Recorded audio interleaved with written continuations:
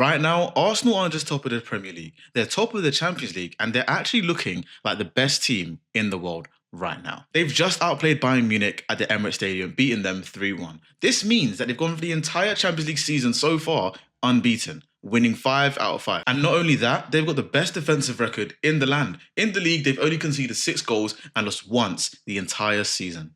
And we're almost in December. So today I'm breaking down exactly why Arsenal are the best team in the world right now. The results, the tactics, the squad depth, and why some of their rivals don't even look close. If you're new around here, be sure to click the subscribe button and drop a like on this video as we go along so that it can reach more football lovers just like yourself. And let me know in the comments down below, if Arsenal aren't the best team in the world right now, who is? So let's start with the basics. Results. In the Premier League this season, Arsenal sit at the top of the league, 6 points ahead Chelsea, who they play on the weekend. Is going to be a great fixture, so watch out for that. 29 points from 12 games, losing once, drawing twice, and winning the rest of the games. Now, when it comes to goal scoring, they might not be bagging 5 goals a game like Bayern Munich, who they put away in the Champions League, but defensively, they've only conceded 6 goals. And of course, that gives them the best goal difference in the league. If we're looking at title winning numbers, this averages about 2.5 points every single game. And quite frankly, no one can deny that brilliance. And unlike last season, or maybe even the season prior, Arsenal are no longer chasing or doing catch-up. They are setting the pace. They're doing what Manchester City used to do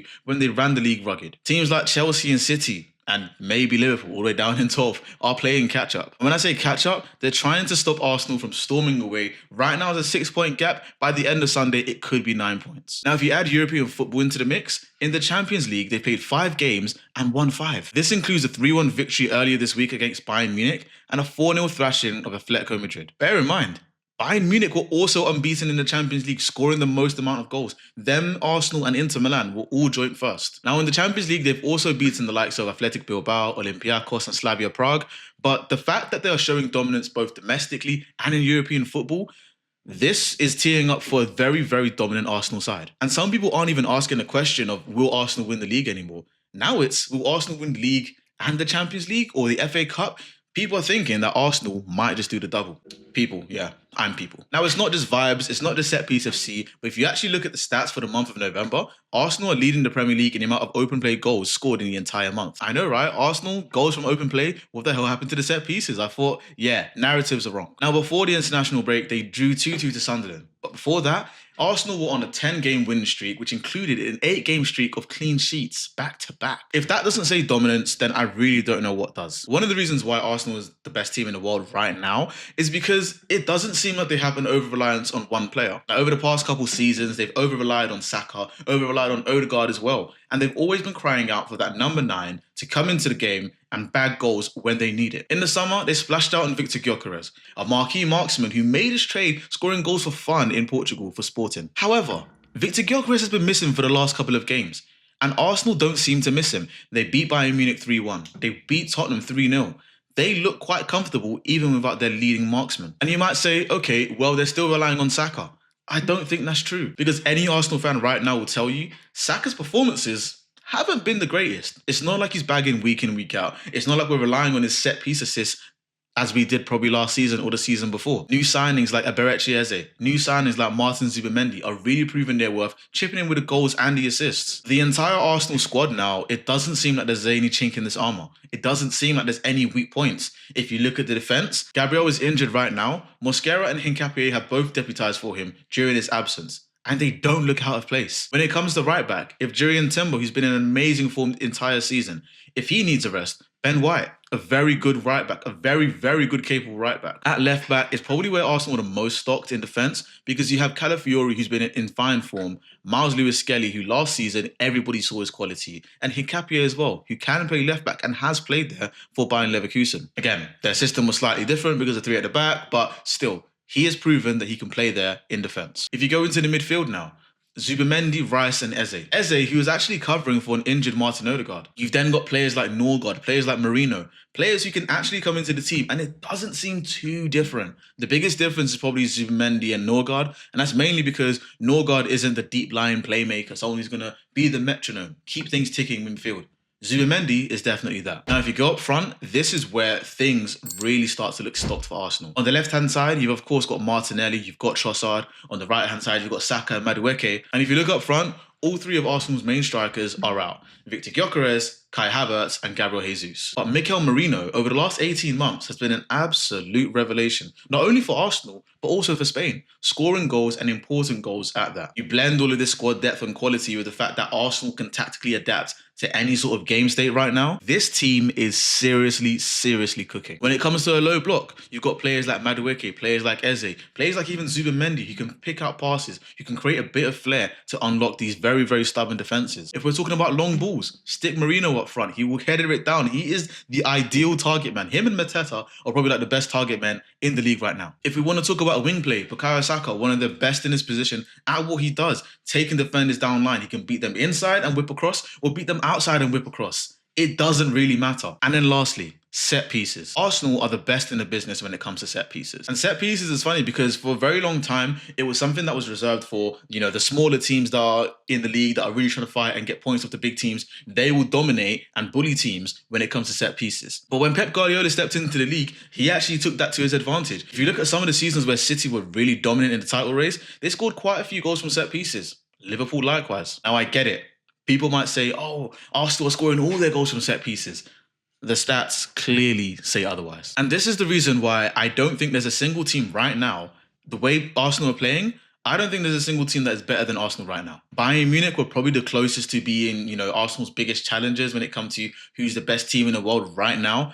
But from Wednesday, they clearly showed who the better team was. And there might be a couple players who might be salty and say Arsenal only relied on set pieces, but I don't know. They clearly weren't focusing in the game, and that's probably why they lost. I don't know. And lastly, I think there's been a very big shift in mentality for Arsenal this season. Again, it seems like for the last 3 title challenges, because really we only challenged twice last season, doesn't really count in my eyes because we were never ever close to the mark. But for the last 3 seasons, Arsenal have continuously improved in certain areas. Over the first 2 title challenges, it was always about, making sure that when we go to the big 6 teams, whether it's a home or away game, we are winning those games. Because in the past, Arsenal simply just weren't. However, what was missing from the balance was making sure that we win, our West Ham away, our Fulham away, Crystal Palace away even. Certain games against the smaller teams that we should really be beating, when they put up stubborn low blocks or even mid blocks, Arsenal were struggling. However, this season, they've beaten Fulham away. They've beaten West Ham and Palace, and even going away to Newcastle and nicking a win in the 90th minute. And it's small things like this that actually proves to the players themselves and also fans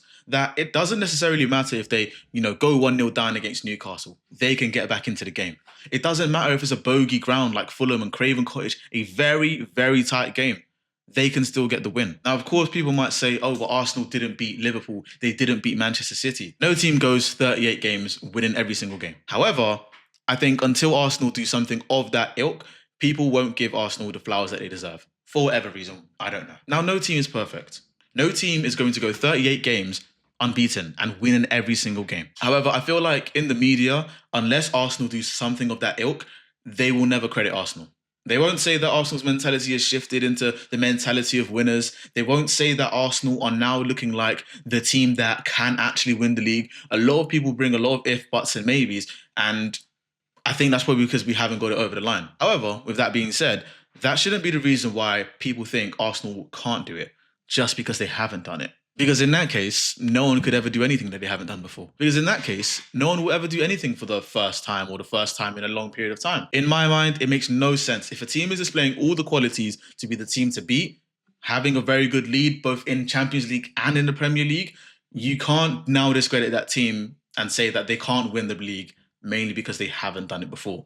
It literally makes no sense. And if we talk about Arsenal's biggest rivals for the Premier League, Manchester City are slowly picking up pace. But they are very reliant on Haaland right now. Because if the goals aren't coming from Erling Haaland, as seen in the Champions League and in some of the league games, they're not winning. Reigning champions Liverpool, the less said about Liverpool right now, the better. Because they are in a state of crisis. And I'm actually going to save that for another video. So comment down below if you want to see that video next week. Chelsea, surprisingly, are in very good shape. Now, I say surprisingly, but even though earlier on in the season, when I made my Premier League predictions, I actually said Chelsea were going to be in the title race. I actually thought it was going to be a 4-horse race. I thought Liverpool were going to keep up to speed. I did think they were going to slow down and actually, lose more games than they lost last season, but not like this. I definitely couldn't have seen this coming. Chelsea are a very good team, a very youthful team with a lot of energy, a lot of passion, a lot of hunger.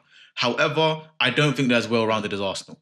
And on Sunday, I hope I'm proven right. So right now, Arsenal are the only team that are displaying top spot in the league and Champions League, best defensive record, title-winning underlying numbers, big statement wins over teams both in Europe and also in the Premier League, maybe minus Liverpool. Now, because I've said I think they're the best in the world, this doesn't mean that I think Arsenal are going to win every single trophy that God has to offer them. However, with the performances, you can't deny that we are witnessing something very, very special with this Arsenal team. So, do you agree with me or do you disagree? Let me know in the comments down below. Do you actually believe that Arsenal are the best team in the world right now? And if they're not, who do you think is? This is the strongest, smartest, and most adaptable Arsenal team I think I've ever seen. But you guys have heard from me. And now, I want to hear from you. So be sure to drop all your takes in the comments down below. Absolutely smash the like button if you enjoyed this video. And don't forget, subscribe to the channel if you like videos like this, because I'll be posting at least once a week. I'm trying to up it to about 2, maybe 3 times a week. So turn on your notification bell to know exactly when I upload. Thanks for watching. Keep it real.